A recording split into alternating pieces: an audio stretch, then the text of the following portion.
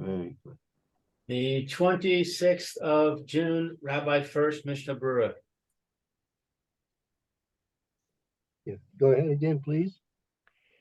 If they had been borrowing somebody's house, or somebody's lending them a house to use, and they decide to build a shul, Right. is there an issue there, or just that's normal? That would probably be included in what we learned earlier. Let me see where that is. 1 second.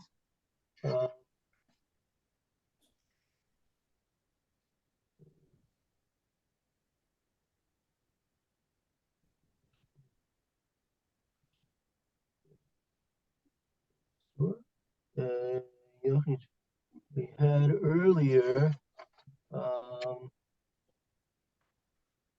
that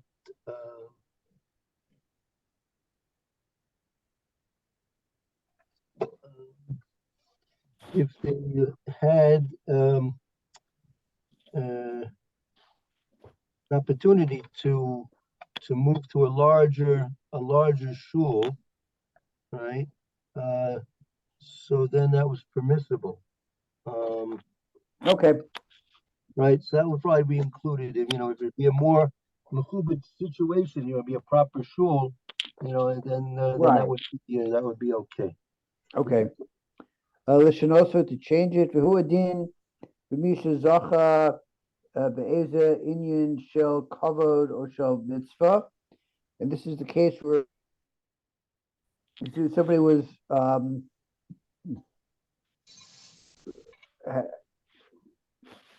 shazacha who was accustomed to do any of the kibudim or the mitzvah performance.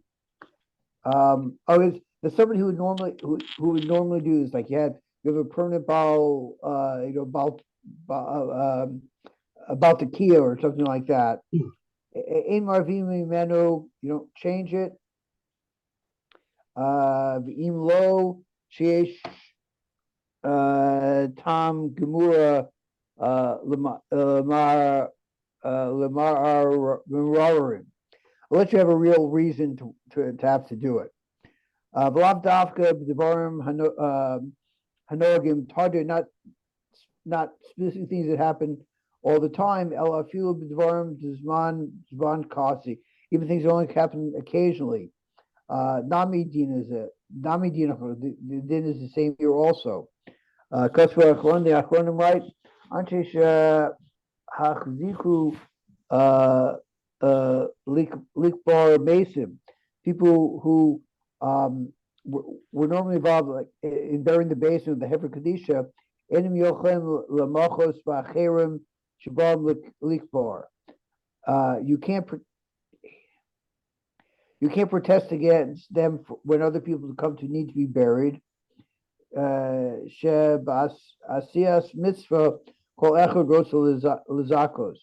Because when coming to do a mitzvah, anybody can have the excuse of doing a mitzvah.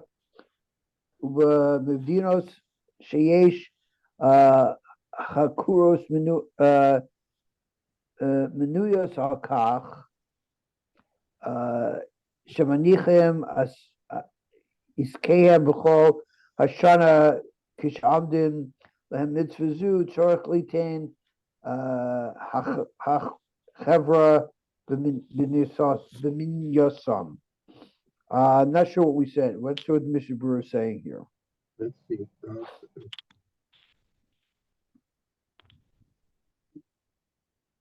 Let's start again here. Costa Bachroni, the cover mason. We're talking about the Hever Kadisha. He can't protest against somebody else who wants to join in to the burial. Okay.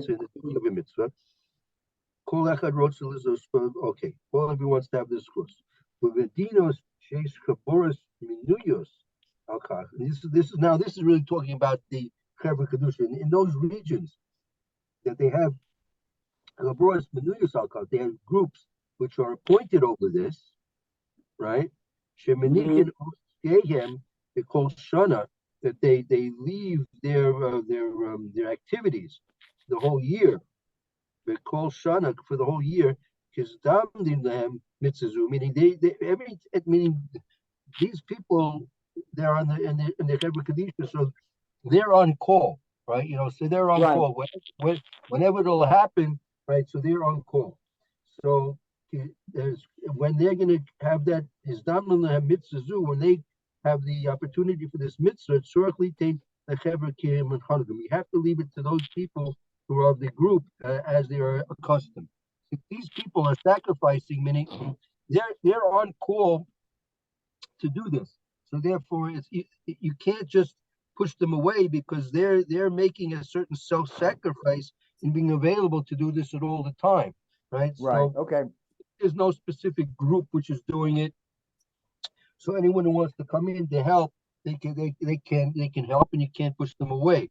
But if there's a special group which is taking on the responsibility of this on a regular basis, so therefore they take precedence, and you can always ask them, right? But you can't push them away with the claim that you want to join in because you're just coming around. You're coming around once now to do this, but they're making a sacrifice, their families, their jobs, right? Other things the things come up and they're willing and on a regular basis to interrupt their normal daily routine to take care of this mitzvah. So therefore they have a precedence over other people, which normally wouldn't exist if there's no group that does this on a regular basis. Okay. All right. Okay. The base. Provides Acher to move to another house. Rosh Hashanah wants to say provides a private person's house. Avalim what's the bonus space? Haknesses Kavua Roshayim. They want to build a real shul. They have permission to do this. Ein Kazem Mishum Darkei Sholem, and you can't.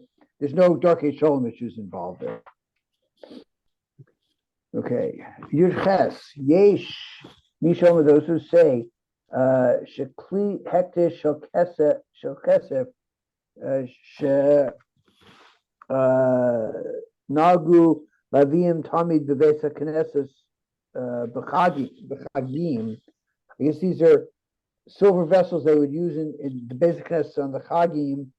Ein yecholin lahotzi lechulin or lemorchim. You can't reduce the kedusha and sell them. To be chulin and sell them. The kali cholin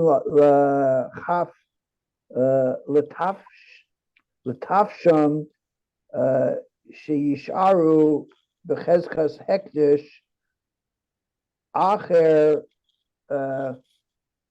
misas amaktish. And the community has. I don't understand what the last phrase is saying. Right. And the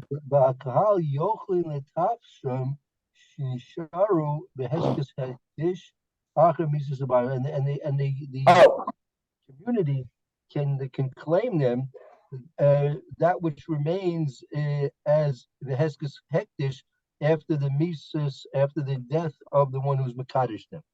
So these are.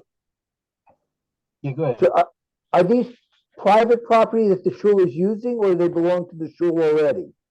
Apparently, it's apparently Kli Hektish Shokesish Nola via Tamid the basic Knesset. It doesn't say it specifically, but it seems to be that it's a private individual. Let's say you have a particular levy, right? Particular levy, and every Yom every Yom Tov he brings a silver basin and a silver wash cup, right, to wash the cups of the hands of the Kohanim on Yom Tov, right? And he bought it himself, right? He bought it himself. He brings it there for Yom Tov. He takes it back home, right?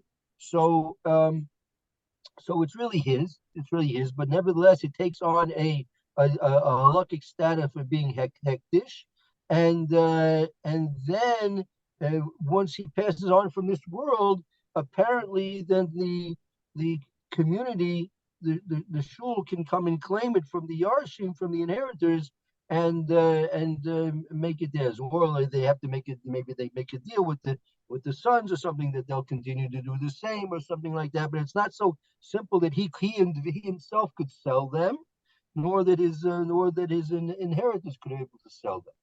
Right? But Okay. we'll have to see. We'll have to stop. We'll get a review this tomorrow. We'll see how this actually works. How does it take on a status of being hectares now, because it's really a private property, and how does it lose its status and become now somewhat the property of the general public, of the Kehila? So we'll see that tomorrow in the Mishna Berura Mitzvah. All right, very good. Have a good day, everybody. Thank you. Cash, Thank you, Lord. Thank you, Mayor. Thank you, Lou. Mwah. Hope to see you tomorrow. This is Shem. Thank you, Rabbi. Thank you. Have a good day. Bye-bye.